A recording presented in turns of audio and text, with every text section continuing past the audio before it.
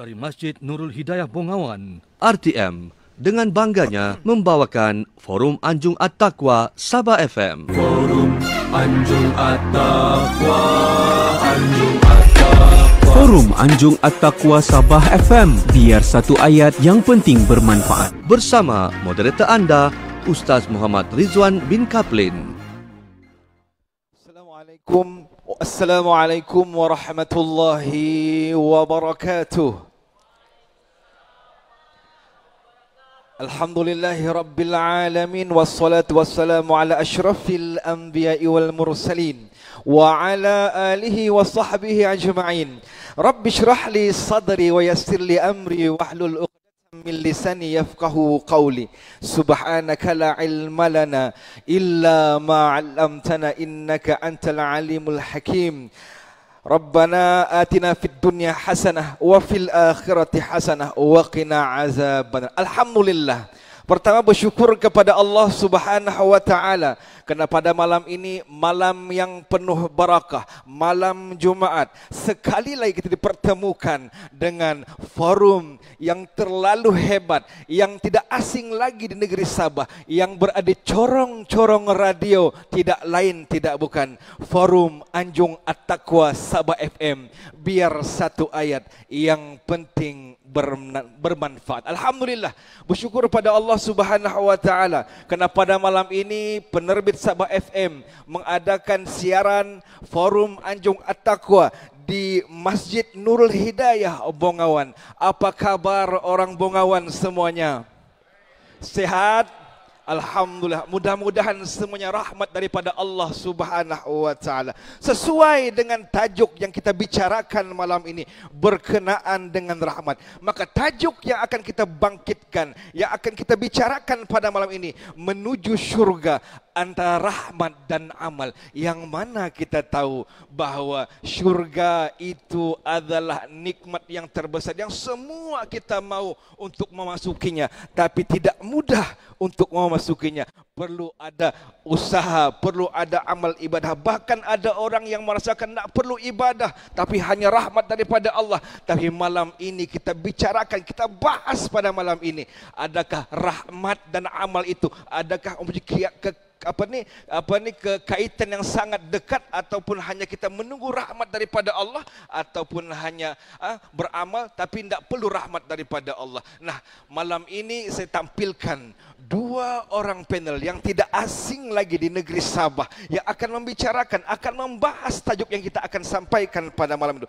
Sebelum itu, untuk makluman hadirin hadirat, pada malam ini siaran kita ini boleh kita tonton di live Facebook Sabah FM dan dapat juga didengar melalui corong-corong radio Sabah FM. InsyaAllah yang hadir semuanya mendapat rahmat daripada Allah Subhanahu wa taala. Hadirin hadirat yang dirahmati Allah Subhanahu wa taala, saya perkenalkan panel kita yang pertama, Al-Fadhil Ustaz Dr. Haji Muhammad Ali bin Abdullah, yang merupakan pensyarah kanan Universiti Malaysia Sabah. Assalamualaikum. Ya, waalaikumsalam warahmatullahi. Sehat Ustaz? Terima kasih. Semangat nampakkan moderator kita. Masya Allah, semangat sebab yang hadir pada malam ini bukan kaleng-kaleng. Masya Allah. Kita teruskan lagi dengan panel yang kedua. Saya tampilkan Datuk Ustaz Haji Abdul Manaf bin Lakariba, merupakan pendakwah bebas negeri Sabah. Assalamualaikum Datuk. Waalaikumsalam warahmatullahi wabarakatuh. Berseri-seri malam ini berbaju batik merah. Alhamdulillah. Masya Allah, Alhamdulillah. Hadirin rahmati Allah Subhanahu wa taala. Hebatnya pada malam ini kita tampilkan dua orang panel yang juga merupakan mantan timbalan mufti negeri Sabah. Subhanallah. InsyaAllah teruskan dengan pusingan yang pertama, soalan yang pertama yang saya akan berikan kepada Al-Fadhil Ustaz Dr. Haji Muhammad Ali bin Abdullah. Begini Ustaz, soalan saya lah berkaitan, kita tahu sekarang sering kita ungkapkan perkataan rahmat, dengan rahmat Allah, dengan rahmat yang diberikan oleh Allah. Tapi apakah ta'rif rahmat dari sudut bahasa dan istilah syarak, dan apakah kaitan antara rahmat dan amal yang boleh membawa insya Allah hamba Allah itu sendiri menuju ke syurga yang insya Allah akan didapatkan pada orang-orang yang Allah inginkan. Mohon pencerahan Ustaz. Bismillahirrahmanirrahim. Alhamdulillahirabbil alamin wa bihi nasta'inu ala umuriddin wad dunya. Sallallahu ala sayyidina Muhammad wa ala alihi wa ashabihi ajma'in. Amma ba'd, yang saya hormati moderator kita Ustaz Muhammad Kaplin, rakan panel saya Datuk Ustaz Haji Abdul Manap Lakariba, pengurusi masjid serta para AJK dia, para muslimin, muslimat, tidak lupa juga RTM yang bertungkus lumus untuk merakam kita punya forum pada malam ini.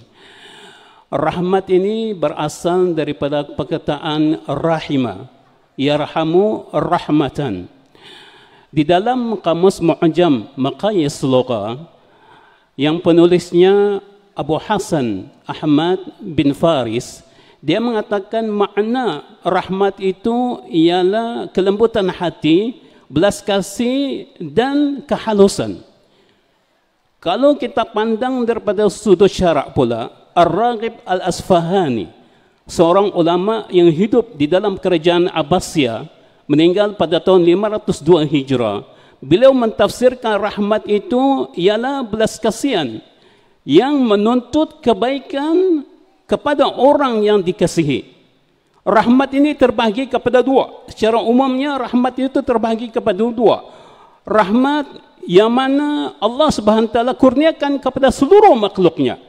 Tidak kira Islam, tidak kira kafir. Bermula daripada penciptaan mereka di atas muka bumi ini, daripada pendidikan yang diberikan kepada mereka, daripada rezeki yang diberikan kepada mereka, dan daripada penguasaan mereka terhadap alam semesta ini. Rahmat yang kedua adalah rahmat yang khusus. Rahmat khusus ini tertentu untuk orang-orang yang beriman sahaja, yang mana Allah Subhanahu Taala mengurniakan hidayah petunjuk kepada mereka semasa hidup di atas muka bumi ini. Dan Allah Subhanahu Wa Taala memberikan keridaan kepada mereka di akhirat nanti untuk memulihkan mereka masuk ke syurga. Amal salih pula dia meliputi contohnya seperti sembahyang, mengeluarkan zakat, berbakti kepada kedua orang tua dan lain-lain hal yang disebutkan di dalam kitab-kitab syarak kita, kitab-kitab Islamiah kita. Sya'ni rahmat dan amal ini mempunyai kaitan yang sangat kuat di dalam Islam. Amalan ini merupakan penyebab untuk kita masuk ke dalam syurga. Tetapi ia mestilah diarusi ataupun disepakati oleh rahmat Allah Subhanahu Wa Taala yang menyebabkan dia menjadi sah untuk seorang itu masuk ke dalam syurga. Allah Subhanahu Wa Taala berfirman dalam surah Talaq ayat yang ke-11, A'udzu billahi minasyaitonir rajim. Wa may yu'min billah wa ya'mal shalihan fayudkhilhu jannatin tajri min tahtiha al-anhar khalidina fiha abada. Qad ahsanallahu lahu rizqa. Di dalam ayat ini Allah Subhanahu Wa Taala menerangkan kepada kita bahawa orang-orang yang beriman dan beramal salih akan dimasukkan oleh Allah Subhanahu Wa Taala ke dalam syurga. Jadi jelas kepada kita bahawa ayat ini merupakan gabungan antara amalan dan perbuatan baik yang mendatangkan rahmat Allah untuk kita masuk ke dalam syurga. Kita ambil contoh. Di zaman Nabi Musa AS, Nabi Musa AS pernah bertanya kepada Allah Subhanahu Wa Taala, siapakah rakan dia di dalam syurga? Lalu Allah Subhanahu Wa Taala memberitahu kepada Nabi Musa nama dia, kampung dia dan tempat dia. Nabi Musa lantas menuju ke kampung tersebut, dan dengan bantuan penduduk kampung Nabi Musa berjaya untuk mendapatkan pemuda tersebut. Apabila Nabi Musa AS pergi ke rumah pemuda ini, kan pemuda ini sibuk. Dia berada di dalam bilik, dia sibuk, tidak melayan di Nabi Musa. Apabila dia keluar daripada bilik itu, dia menggendong seekor khinzir yang besar, khinzir batina. Dilapnya, dimandikannya, dibersihkannya, kemudian dipeluk, diciumnya. Lepas itu dikembalikannya ke bilik lagi. Lepas dia keluar daripada bilik, dia mengangkat seekor khinzir, seekor babi lagi yang lebih besar daripada yang pertama ini, yang laki-laki. Begitu juga dibersihkannya, dimandikannya, dilapkannya sampai kering, dan kemudian dipeluk, diciumnya. Nabi Musa airan. Lalu apabila pemuda tadi menghadap kepada Nabi Musa bertanya kepada dia, apa agamamu? Dia mengatakan, agama saya agama tauhid. Lalu kata Nabi Musa, agama kita tidak mengizinkan kita untuk melakukan demikian. Kenapa engkau melihara khinzir? Apa jawab pemuda tadi? Khinzir yang saya pelihara itu adalah ibu bapa kandung saya. Yang mana disebabkan kesalahan dan dosa yang mereka lakukan, Allah Subhanahu wa taala telah mengubah mereka menjadi babi yang hudu rupanya. Tapi saya sebagai seorang anak tetap bertanggungjawab melaksanakan kewajiban saya terhadap kedua orang tua saya. Dan saya menjalankannya seperti mana yang Tuhan lihat. Saya memandikan, melap, mengeringkan dan sebagainya. Begitu juga tiap-tiap hari saya berdoa kepada Allah Subhanahu wa taala agar diubah, dihapuskan, diampunkan dosa mereka ini, diubah muka mereka itu seperti manusia biasa. Maka berkat kebaktian anak ini kepada kedua orang tuanya, Allah Subhanahu wa taala telah mengangkat makamnya di sisinya sebagai seorang anak yang saleh. Justru itu juga apabila makamnya diangkat di sisi Allah sebagai seorang anak yang saleh, maka doanya pun dimakbulkan oleh Allah Subhanahu wa taala. Ibu bapa budak ini yang asalnya dimasukkan ke dalam neraka, tapi disebabkan doa oleh anak yang saleh ini, maka mereka dipindahkan ke dalam syurga. Kedudukan asal di dalam neraka dipindah ke dalam syurga. Menampakkan kepada kita betapa amalan yang dilakukan itu mendapat rahmat oleh Allah Subhanahu wa taala dan memberikan satu kesan bahawa amalan yang baik itu sudah pastinya akan dibalas baik oleh Allah Subhanahu wa taala. Ya, menderita. Masya Allah. Itulah tadi perbahasan yang telah dibicarakan, telah dibahas oleh Al-Fadil Ustaz, yang mana rahmat itu ada dua, yakni rahmat umum, ada rahmat yang khusus. Jadi insya Allah mudah-mudahan kita senantiasa berada dalam rahmat khususnya Allah dan beramal ibadah, dan insya Allah dimasukkan ke dalam syurganya. Amin ya rabbal alamin. Terima kasih Ustaz perbicaraan bahas yang begitu mantap. Insya Allah diteruskan lagi dengan soalan yang kedua.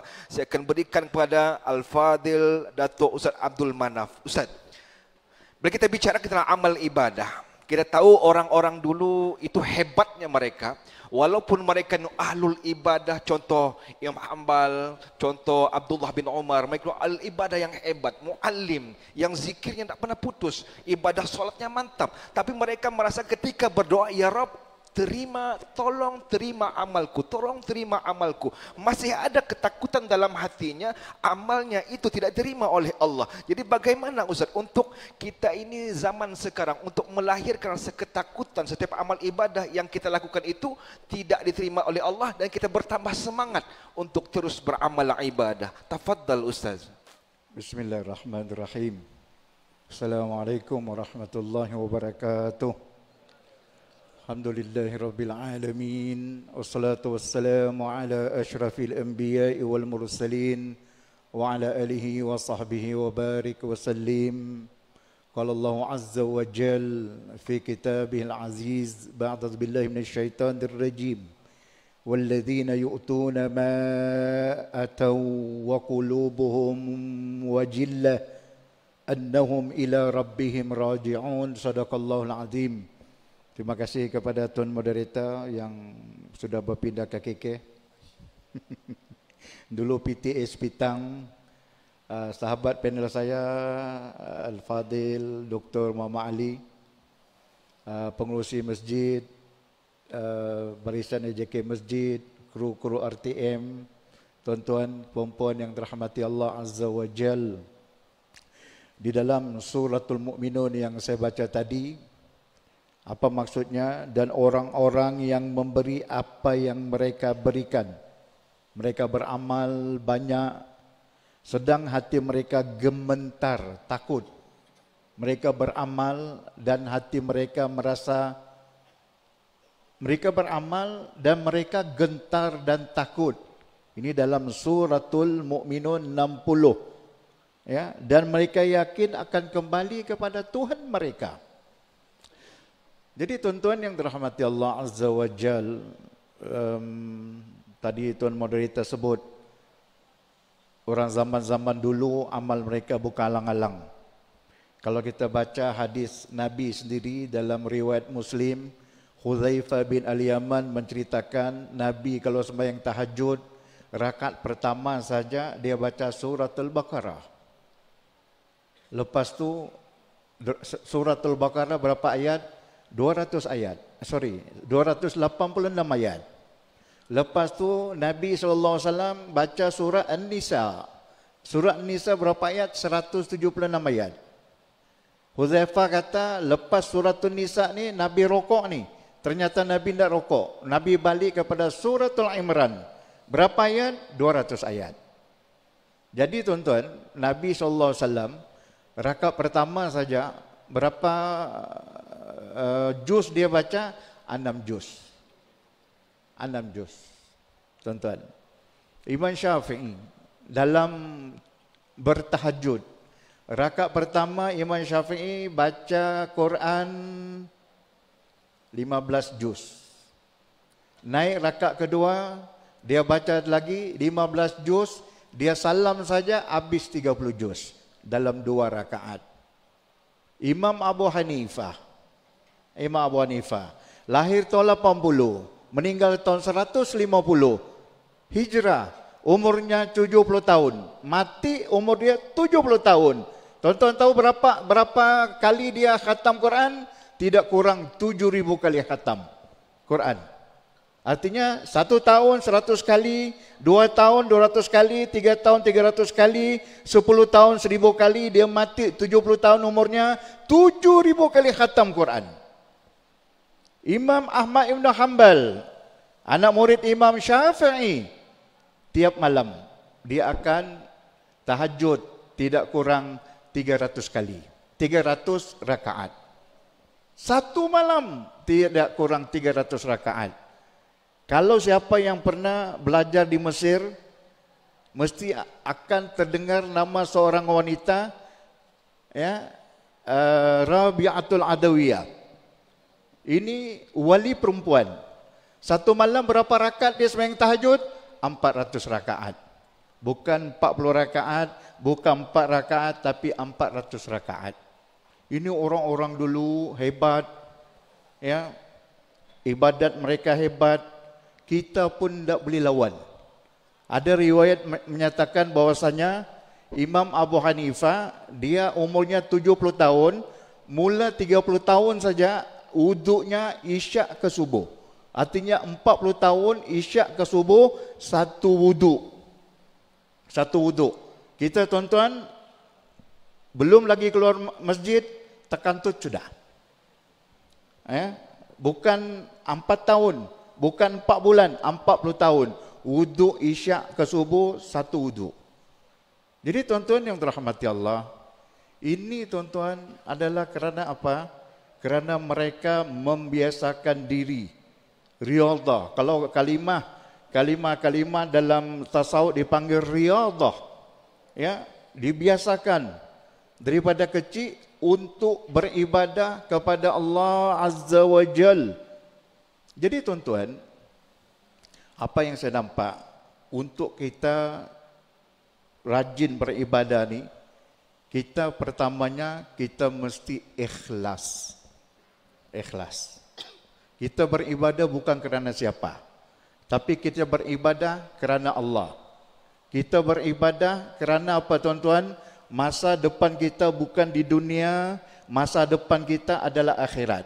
Masa depan kita bukan mau tinggal di rumah besar saja di dunia, tapi kita mau dapatkan syurga. Dengan apa? Caranya ikhlas beribadah. Contoh, contoh. Ada 2 minit. Dulu ada seorang wanita namanya siapa tuan-tuan? Zubaidah.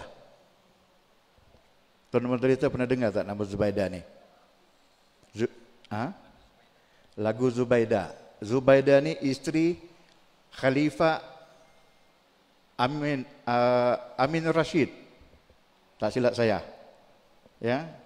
Dia ni tuan-tuan, dia pernah mimpi dia berzina dengan ramai lelaki. Di antara dayangnya tanya seorang ulama, apa maksud? Dan dia bagi tahu dia yang bermimpi, dayangnya. Ulama tu kata kau pulang, kau buyuk, kau tipu. Jadi dia balik jumpa Zubaidah, beginilah. Kau bagi tahu ulama tu Zubaidah yang mimpi itu. Jadi bila dia jumpa ulama tu balik, kalau Zubaidah yang mimpi, saya percaya. Kalau kau mimpi, kau tipu. Kau bagi tahu isteri, ya, raja, bahwasanya tidak lama lagi dia akan banyak bersedekah. Jadi ternyata dia daripada Baghdad pergi ke Mekah buat haji. Kesian dia tengok orang-orang buat haji. Akhirnya dia buat rumah tumpangan, air-air tepi jalan. Lepas tu dia buat empangan. Ain Zubaidah dipanggil. Sampai sekarang ada bekas. Bila dia mati, anak dia nama Al-Amin. Dia ada satu orang anak je. Mimpi, "Bu, apa yang ibu dapat?"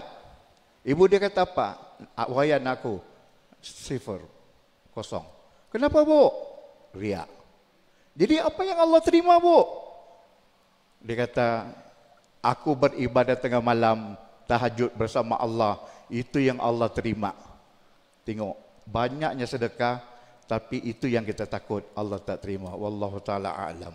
Syukran, terima kasih Ustaz atas pencerahan persoalan perbahasan yang disampaikan tadi. Masya Allah, banyak contoh-contoh yang Al-Fal Datuk berikan kepada kita.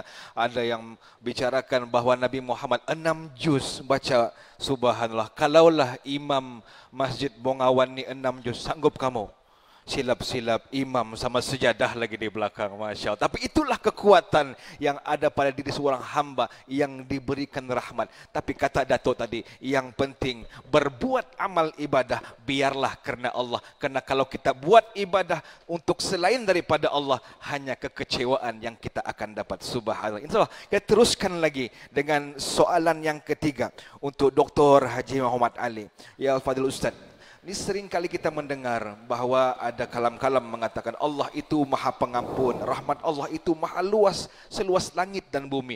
Bahkan ada ayat yang menyatakan, kata Allah, la taqnatu min rahmatillah. Jangan pernah kau putus asa dengan segala rahmat-rahmat pengampunanku yang kuberikan kepada hamba-hambaku. Lalu bagaimana kita mau seimbangkan keyakinan kepada rahmat Allah ini supaya kewajipan beramal ibadah yang bersungguh-sungguh, supaya manusia itu walaupun Allah itu maha pengampun, tapi ada kekuatan dalam dirinya untuk beramal ibadah kepada Allah Subhanahu wa ta'ala. Tafadhal Ustaz. Terima kasih. Rahmat itu kebiasaannya datang daripada Allah Subhanahu wa ta'ala.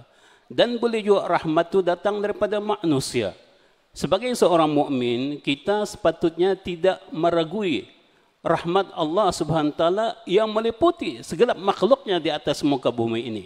Allah Subhanahu wa ta'ala berfirman dalam suratul Ghafir ayat yang ke-77. A'udzubillahi minasyaitonir rajim. Inna wa'dallahi haqq. Sesungguhnya janji Allah Subhanahu wa ta'ala itu adalah benar, bahawa dia akan memberikan rahmatnya kepada seluruh makhluknya. Rahmat itu boleh datang dengan amalan, dan rahmat itu boleh datang tanpa amalan. Yang ini kita cuba kaitkan bagaimana rahmat menyeimbangkan rahmat dengan amalan tadi.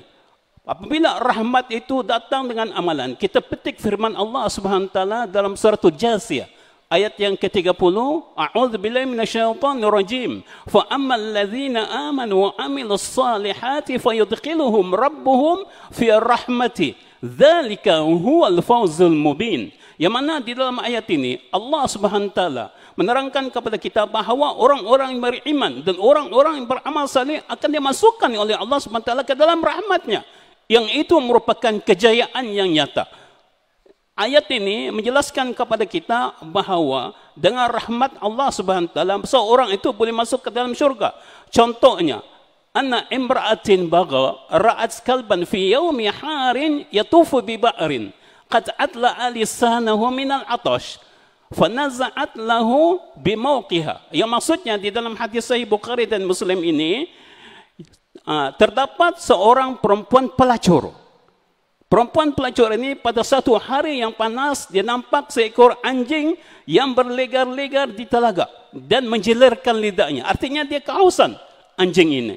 Lalu perempuan pelacur tadi mengambil dia punya stokin kulit tadi. Stokin kulit kebiasaannya jarang kita gunakan di sini. Kebiasaannya di tanah Arab. Dia ambil stokin kulitnya, dia kaut itu air, dia minumkan kepada anjing tadi. Apa kata Nabi SAW? Ghufira laha. Artinya diampunkan baginya dosa-dosanya. Yang bermaksud di sini bahawa sebesar mana pun dosa yang kita lakukan, tapi dengan rahmat Allah SWT, sekiranya kita melakukan kebaikan sikit pun, sekiranya dengan rahmat Allah kita dapat masuk ke dalam syurga. Manakala rahmat tanpa amalan pula, kita petik hadis Nabi SAW. Walladhi nafsi biyadihi la yadkhulu al-jannata ahadun minkum bi'amalihi. Wa qalu hatta wala anta ya Rasulullah. Wa qalu wala ana. Illa ayyataghammadani Allahu birahmatin minhu wa fadlin. Yang mana di dalam hadis ini Nabi SAW menyatakan bahawa demi Allah yang diriku ni di dalam genggaman Allah Subhanahu Wa Taala, seorang kamu pun tidak akan masuk ke dalam syurga dengan amalannya. Lalu para sahabat bertanya, tidak juga engkau wahai Rasulullah? Tidak juga saya, kata Nabi SAW. Kecuali Allah SWT meliputi aku dengan rahmatnya dan limpah kurnia daripadanya. Jelas di dalam ayat tadi menunjukkan kepada kita bahawa amalan tidak semestinya jaminan untuk kita masuk ke dalam syurga. Amalan bukan jaminan. Sebagai contohnya kita ambil di dalam kitab Targhib wa Tarhib yang dikarang oleh Al-Hafiz Al-Munziri, yang mana hadis ini dinukilkan oleh Al-Hakim di dalam kitab Mustadrak, ada satu orang hamba yang kerjanya beribadat di atas sebuah gunung. Beribadat dia ini bukan sekejap, lama, 500 tahun beribadat di atas gunung ini. Dan dia meminta kepada Allah Subhanahu Wa Taala dua perkara sahaja. Yang mana pertama dia minta dimatikan dalam keadaan dia sujud kepada Allah. Dan yang kedua dia minta jasadnya nanti apabila dikuburkan, ini cerita apa nama adik Azara pula ni. Apabila jasadnya dikuburkan, jasadnya tidak dimakan oleh bumi. Dikabulkan oleh Allah kedua-dua permintaannya ini. Satu hari, satu ketika di hari akhirat nanti dia ini didudukkan oleh Allah SWT di depannya. Kata Allah SWT kepada para malaikatnya, adkhilu abdi al-jannata birahmati. Masukkan hamba gua ni ke dalam syurga dengan rahmat aku. Tapi dia menentang. Dia kata, bal ya Rab bi amali. Bahkan Tuhanku dengan amalan aku masuk syurga. Dia menentang. Lalu Allah SWT mengatakan sekali lagi, dia menentang juga. Sampailah ketika kali kata Allah SWT, qaisu abdi bi ni'mati alaihi wa bi amalihi. Sekarang baik, kalau dia menentang juga, ukurkan nikmat yang aku berikan kepada dia dengan dia punya amalan. Ada nikmat mata, ada nikmat hidung, ada nikmat telinga, ada nikmat mulut, ada nikmat tangan, ada nikmat kaki. Satu nikmat ni saja, nikmat mata, apabila dia ukur dengan amalannya, tidak dapat amalannya menyamai nikmat mata tersebut. Lalu kata Allah SWT kepada para malaikatnya, udkhuli abdi an-nar, masukkan hamba aku ni ke dalam neraka. Maka dia pun pasrah. Ya Allah, adkhilni birahmatika al-jannah. Ya Allah, masukkan aku ke dalam syurgamu dengan rahmatmu. Nampak di sini di dalam contoh ini bagaimana Allah SWT menunjukkan kepada kita bahawa tanpa amalan, dengan rahmat Allah saja pun kita boleh dimasukkan ke dalam syurga sekiranya Allah SWT berkehendaki. Sebab itulah di dalam surah Al-A'raf ayat 156 Allah SWT berfirman, wa rahmati wasi'at kulla syai'i. Rahmatku ni kata Allah SWT meliputi segala segenap setiap sesuatu.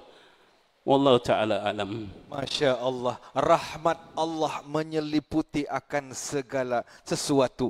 Kalau rahmat sudah menerpa kepada seorang hamba, tidak ada yang mampu untuk menghalangnya. Walaupun tanpa amal, tapi kalau sudah rahmat menerpa pada diri seorang hamba, insya Allah mereka akan dimasukkan ke syurga. Kerana Allah itu Allahu Qadir, Allah maha mampu mengikut kehendaknya. Masya Allah, subhanallah. Teruskan lagi dengan soalan yang mungkin soalan keempat ni Datuk, selalu kita bicarakan Datuk, mana orang yang rajin ibadah tepat dalam masa, orangnya rajin betul ibadah, datang ke masjid, datang paling depan safnya, tapi dalam kehidupannya, dalam dia beramal ibadah itu Datuk, sedekahnya banyak, puasanya banyak, tapi di samping hal lain daripada kepribadiannya, orangnya kuat mengumpat, kalaunya kita ni kuat mengelimut, kuat memfitnah,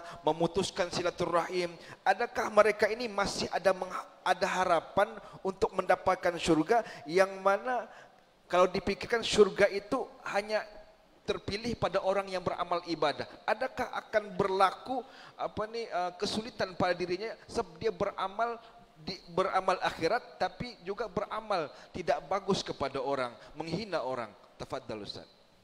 Terima kasih kepada Tuan Moderator.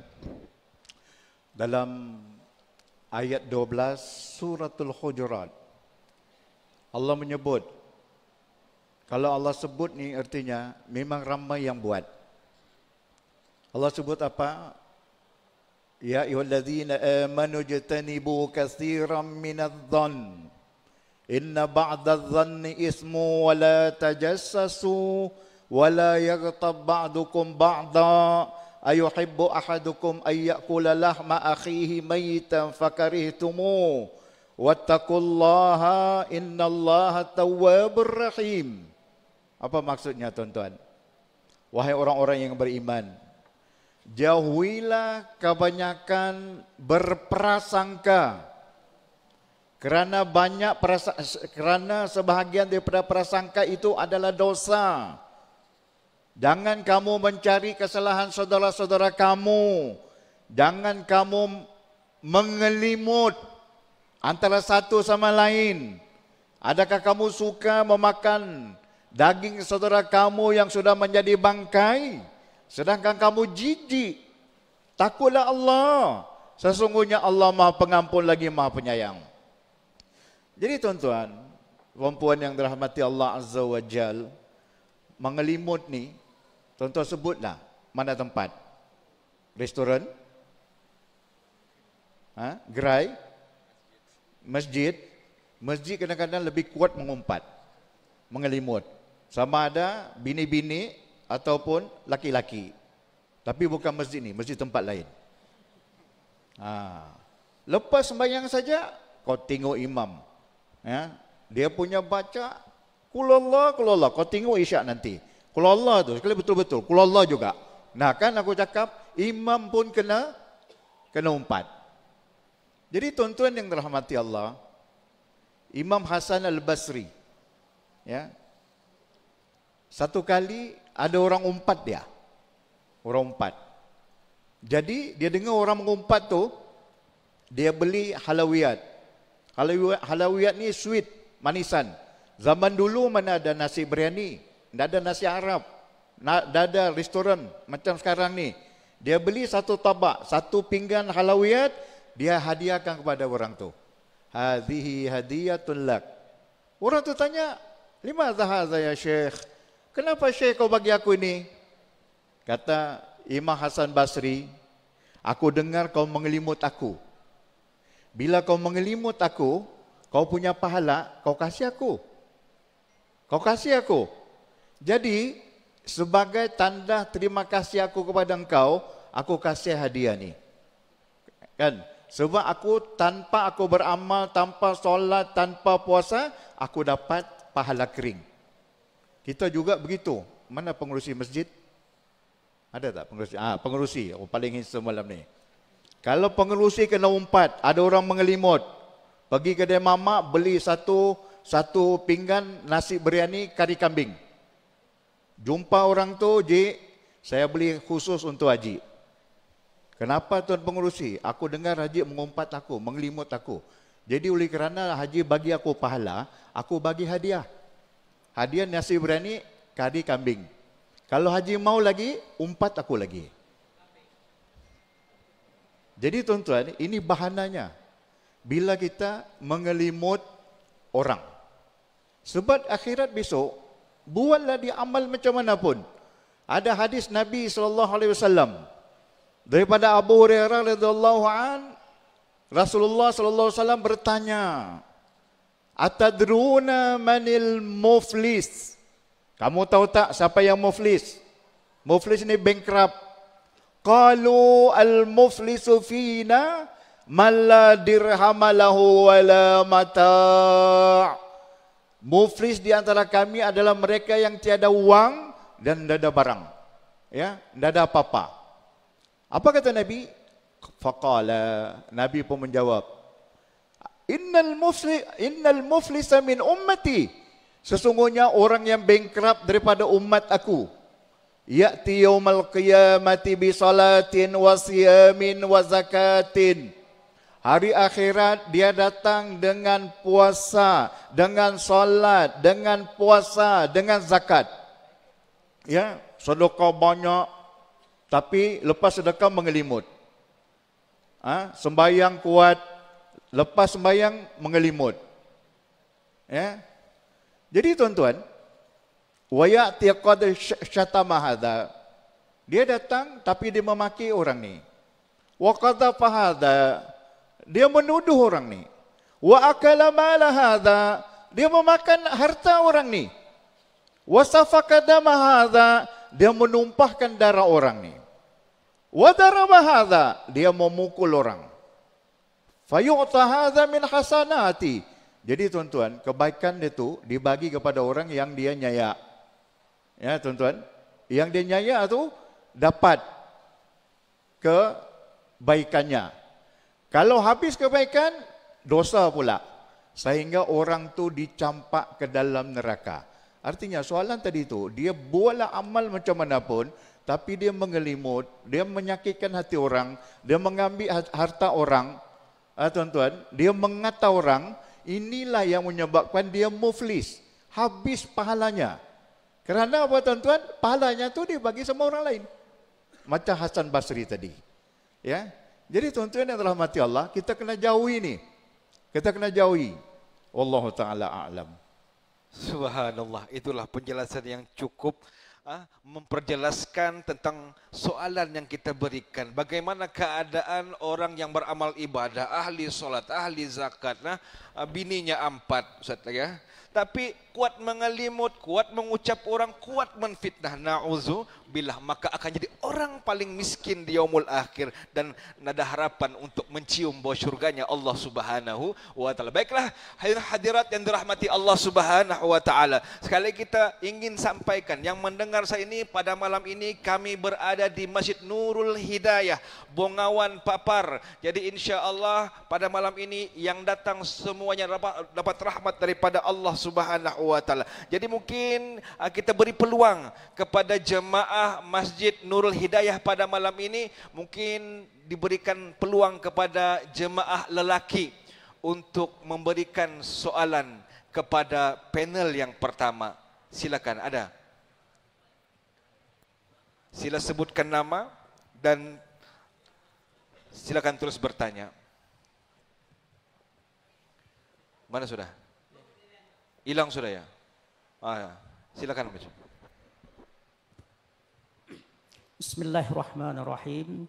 Assalamualaikum warahmatullahi taala wabarakatuh. Waalaikumsalam warahmatullahi. Ya, kepada moderator dan juga barisan panel Forum Anjung At-Taqwa Sabah FM dan juga para jemaah yang dirahmati Allah. Jadi saya Encik Yaakob dari Bengawan lah, untuk lebih dari Kampung Biau. Jadi saya ada satu soalan lah, dan mohon kepada Ustaz Dr. Haji Muhammad Ali untuk membantulah untuk menjelaskan perkara ini, yaitu ada golongan yang banyak membantu orang susah, suka membantu orang susah, berbuat baik ataupun berbakti kepada masyarakat, tetapi tidak menjaga ibadah wajib seperti solat, puasa dan jaga.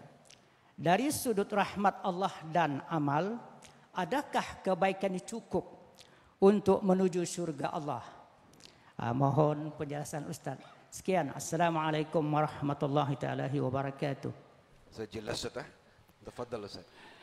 Di dalam satu hadis yang diriwayatkan oleh Imam Abu Daud, At-Tirmizi dan Nasa'i, yang mana hadis ini hadis Sunan Sahih Sunan At-Tirmizi, Nabi SAW ada bersabda, inna awala ma yuhasabu al-abdu min amalihi yawmal qiyamati salatuhu, fa in salahat faqad aflaha wa anja, wa in fasadat faqad khaba wa khasira. Yang mana di dalam hadis ini Nabi SAW menerangkan kepada kita bahawa perkara pertama yang kita ni dihitung mengenai amalan kita pada hari kiamat nanti sembahyang kita.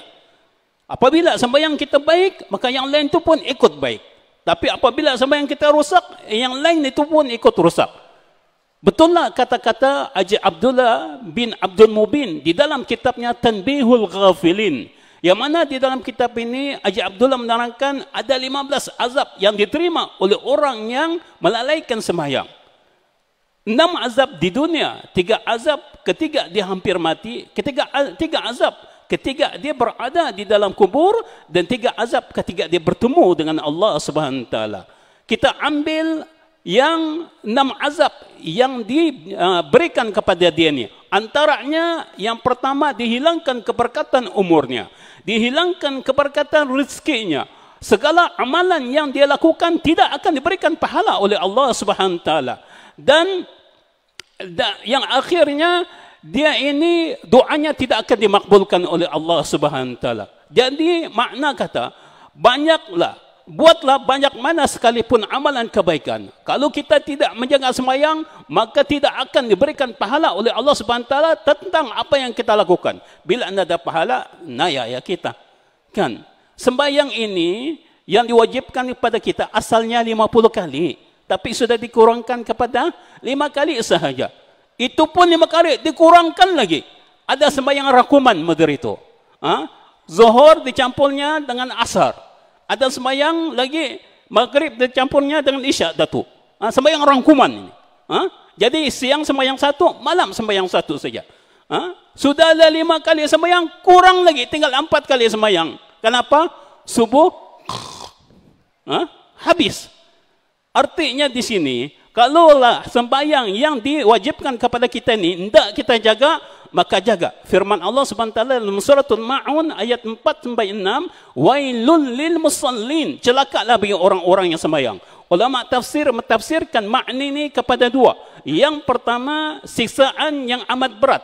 Yang kedua, wail itu satu lembah, nama satu lembah di dalam neraka jahanam, yang apabila gunung di atas muka bumi ini dimasukkan ke dalamnya, hancur lebur. Menunjukkan betapa panasnya lembah tersebut yang disediakan kepada orang yang lalai di dalam sembahyangnya. Sa'ad bin Abi Waqqas bertanya kepada Nabi SAW tentang makna sahun di dalam ayat itu. Alladzina hum an salatihim sahun. Mereka yang lalai di dalam sembahyang mereka ini. Maka kata Nabi SAW, ta'khir as-salat, orang yang melewat-lewatkan sembahyang. Syekh H. Salim Al-Bahraisi di dalam kitabnya, seorang ulama daripada Indonesia, di dalam kitabnya Irsyadul Ibad ila Sabilir Rasyad, dia ada menerangkan satu ketika dulu ada seorang yang saleh. Orang yang saleh ini apabila kakaknya meninggal, dia kebumikan kakaknya ini. Lalu apabila dia kebumikan kakaknya ini, dompet dia tertinggal di dalam kubur tadi. Lalu dia pun balik ke kubur tadi. Bila dia balik ke kubur, digalinya kubur kakaknya ini, menyala api. Terkejut dia. Apabila menyala api, terkejut dia. Di kampusnya balik, dia pun balik ke rumah. Sampai ke rumah ditanyanya mamanya, wahai ibuku, apa sebenarnya amalan saudaraku ni? Mamanya heran. Kenapa pula kau bertanya yang demikian itu? Dia kata, saya nampak kubur kakak saya menyala api. Lantas mamanya menangis. Apa kata mamanya? Wahai anakku, kakak kau ini orang yang suka melengah-lengah ke semayang dan melewatkan waktu semayang. Nampak kepada kita betapa orang-orang yang melewat-lewatkan semayang, yang melengahkan waktunya, diazab. Apalagi kalau orang tidak semayang.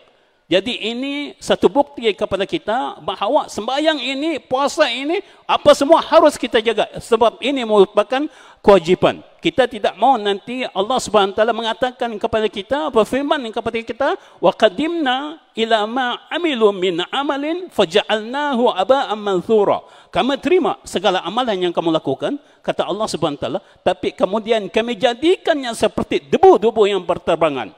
Dalam surat Al-Furqan ayat yang ke-23. Wallahu taala alam. Subhanallah.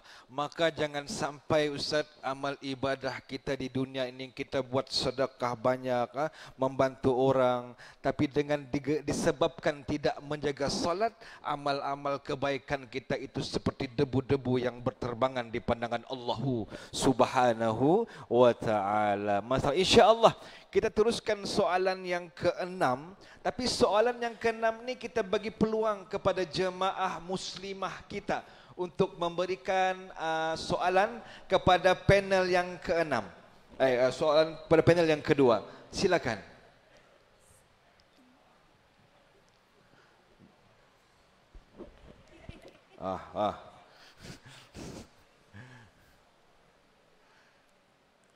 Assalamualaikum warahmatullahi taala wabarakatuh. Waalaikumsalam warahmatullahi. Soalan ini ditujukan kepada Datuk Ustaz Haji Abdul Manap. Saya Jiba Suhaili, merupakan ahli jawatan kuasa Masjid Nur Hidayah, mengajukan soalan kepada panel yang kedua. Okay, teruskan. Kita hidup dalam zaman cepat dan mudah. Mahu hasil tanpa usaha, termasuk dalam hal agama.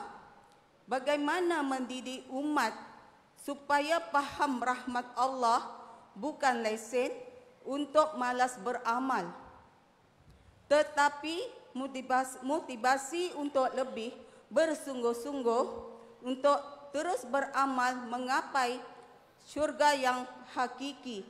Mohon penjelasan Ustaz. Assalamualaikum. Jelas sudah. Assalamualaikum warahmatullahi wabarakatuh. Tuan moderator, sahabat panel, tuan-tuan perempuan yang dirahmati Allah. Amal soleh adalah sebab masuk syurga. Adalah sebab fal amalus salihu sababu dukhulil jannah.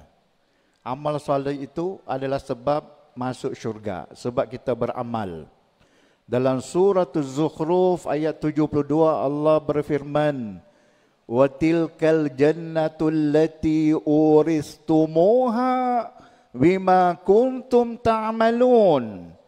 Itulah kata Allah syurga yang kamu warisinya terhadap apa yang kamu kerjakan. Tuan-tuan boleh buka surah Az-Zukhruf ayat 72. Kita beramal di dunia, Allah bagi kita syurga.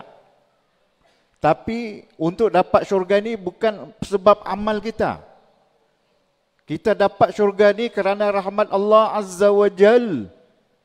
Itu yang Dr. Muhammad Ali sebut tadi. Ada orang tak puas hati, dia beribadah 500 tahun. Allah kasih masuk ke dalam syurga dengan rahmat Allah. Dia tidak puas hati. Tapi bila diukur sebelah mata dia dengan 500 tahun. 500 tahun tu tidak boleh bayar harga sebiji mata. Jadi artinya rahmat Allah ni sangat besar. Mau tak mau kita mesti beramal. Sahabat-sahabat Nabi dapat syurga kerana berjuang. Ya, dalam surah Al-Baqarah ayat sebut ayat 207. Wa minan nasi may yashri nafsahu ibtigha'a mardatillah wallahu ra'ufun bil ibad. Daripada manusia ada yang menjual dirinya kerana untuk mendapat mardatillah. Bila Allah redha, tuan-tuan, syurgalah. Sahabat-sahabat Nabi 124,000. Imam Sayuti kata sekurang-kurang sahabat Nabi 114,000 radhiyallahu anhum. Allah redha mereka.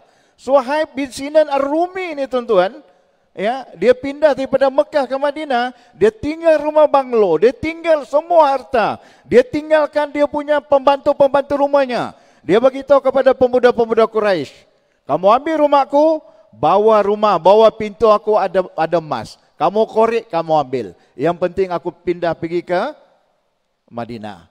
Sampai di Madinah, Nabi kata apa? Rabihal bai', rabihal bai', rabihal bai'. Bisnes engkau sudah untung. Bisnes engkau sudah untung. Bisnes engkau sudah untung. Apa yang untungnya? Habis hartanya. Dia untung kenapa? Dia dapat rahmat Allah. Kita sekarang, tuan-tuan, sahabat, dia tinggalkan dunia, dia cari ridha Allah. Kita sekarang, kita cari dunia, kita tinggalkan Allah. Kita tinggalkan Rasul. Kerja 24 jam, sembahyang pun tidak. Ya? Jadi tuan-tuan, ini bezanya. Itu Suhaib bin Sinan Ar-Rumi telah mendapat ridha Allah. Satu hadis terakhir. Kita mesti beramal. Satu hadis Nabi. Marran Nabi sallallahu alaihi wasallam bi qabrin. Nabi limpas satu kubur. Dufina hadisan, baru saja kena kubur. Sahabat tu baru kena kubur. Qala man hadza? Nabi tanya, siapa ni? Qalu fulan. Dia jawab, si fulan. Si anu ya Rasulullah? Kata Nabi apa? Raka'atani khafifatani. 2 rakaat yang ringan. 2 rakaat ringan itu tuan-tuan. Saya ringkaskan, orang tu sembahyang, tidak ada 2 iftitah, tidak ada surah. Rakaat pertama, rakaat kedua, tidak ada surah. Rakaatani khafifatani, 2 rakaat yang ringan. Mimma tuhkiruna, yang kamu remehkan, watan filuna. Kamu rasa ala ini sunat saja bani? Yaziduhuma fi amali. Pahala 2 rakaat itu ditambah pada buku amalnya. Ahabbu ilaihi min baqiyati duniakum. Lebih dia suka daripada baki dunia kamu. Pengerusi ada rumah 2 juta.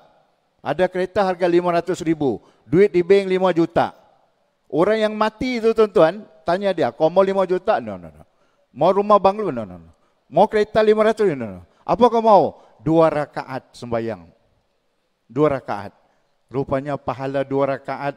Raka'ataini khafifatani. Ya, yaziduhuma mimma tuhkiruna wa tanfiluna ahabbu ilaihi min baqiyati dunyakum. Lebih dia suka.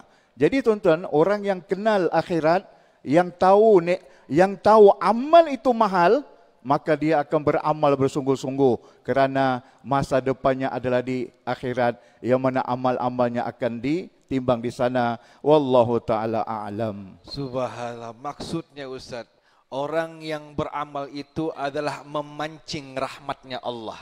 Masya Allah. Saya teringat dulu bagaimana Luqman Hakim menjelaskan, beramal ibadahlah kau sebanyak mungkin, sebanyak mana kau perlu kepada Allah. Maksudnya dalam kehidupan kita tidak ada satupun yang kita lakukan, yang kita buat di dunia ini yang kita tidak perlu kepada Allah. Kita perlu kepada Allah Subhanahu. InsyaAllah mungkin kita beri peluang kepada kedua panel kita untuk memberikan sedikit kesimpulan dengan tajuk yang kita bawakan pada malam ini. Silakan panel yang pertama. Ya, rahmat itu kalau kita sandarkan kepada manusia, dia memberikan makna riqatul qalb wa itfihi, iaitu rahmat sekiranya dia datang daripada manusia, dia memberikan makna kehalusan hati dan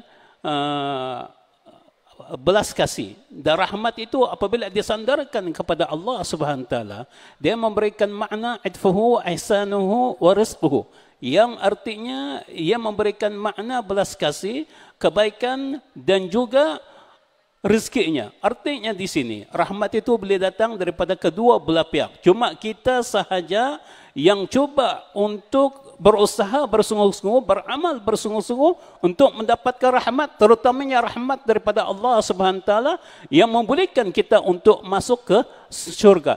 Inna rahmatullahi qaribun minal muhsinin. Sesungguhnya rahmat Allah ini amat dekat kepada orang-orang yang melakukan kebaikan. Maka lakukan kebaikan di mana saja kita berada. Silakan panel yang kedua untuk berkesimpulan. Tuan-tuan yang terhormati Allah Azza wa Jal, seperti saya sebut tadi, masa depan kita bukan di dunia. Masa depan kita adalah di akhirat. Jadi jangan batalkan amal-amal yang kita buat di dunia ni dengan benda-benda yang seperti tadi kita sebut, mengelimut, mengata orang, ya, menjatuhkan orang, memandang rendah orang. Inilah yang akan membatalkan pahala kita. Jadi itulah ada satu hadis Nabi SAW. Nabi kata apa? Untuk kita jangan ada dosa. Sebab 2 benda yang ramai orang akan masuk neraka. 1 lidah, 1 kemaluan dia. Tapi lidah yang paling banyak. Jadi itulah Nabi menyebut, man kana yu'minu billahi wal yaumil akhir falyaqul khairan aw liyasmut. Siapa yang beriman pada Allah dan hari akhirat, hendaklah dia berkata yang baik-baik. Kalau dia hendak boleh berkata yang baik-baik, hendaklah dia diam. Sebab kalau dia hendak berkata yang baik-baik, dia mau bercakap juga, dia akan bercakap yang tidak baik. Seperti mengelimut. Kan? Dalam masjid pun mengelimut. Kau tahu, Datuk yang baju warna merah tu, aku kenal tu. Kan? Tapi tak tahu selepas tu, apa dia cerita. Wallahu ta'ala a'lam. Alhamdulillah, terima kasih kepada kedua panel kita yang telah memberikan, memperjelaskan, membahas tajuk yang kita bawa pada malam ini, menuju syurga antara rahmat dan amal. Alhamdulillah, makasih kepada semua hadirat, khususnya jemaah Masjid Nurul Iman Hidayah Bongawan yang telah bekerjasama dengan RTM untuk menghadirkan forum Anjung At-Taqwa kita pada malam ini. Terima kasih banyak, mudah-mudahan semuanya mendapat rahmat daripada Allah Subhanahu wa taala. Sebelum kita menutup tirai kita pada malam ini, ingin saya sampaikan, seandainya kau ingin mendapat syurganya Allah, maka dapatkan dulu, miliki dulu cintanya pemilik syurga. Maka kau kena beramal ibadah untuk menarik perhatiannya, agar kau dipandang oleh Allah Subhanahu wa taala untuk mendapat rahmatnya, untuk masuk ke dalam syurganya Allah Subhanahu wa taala. Hadirat dirahmati Allah Subhanahu wa taala, tidak ada hari yang paling indah dalam kehidupan seorang hamba itu adalah bila mana ruh yang keluar nanti bertemu dengan Allah dalam keadaan membawa iman dan amal kepada Allah Subhanahu wa taala. Mudah-mudahan yang hadir pada hari ini, insya-Allah nanti bila bertemu dengan Allah dalam keadaan membawa iman dan amal kepada Allah Subhanahu wa taala. Sekali lagi mohon ampunan maaf daripada saya selaku moderator pada malam ini. Aku liqauli hadza. Assalamualaikum warahmatullahi wabarakatuh. Forum Anjung At-Taqwa Sabah FM, biar satu ayat yang penting bermanfaat. Sabah FM. Bagus bah.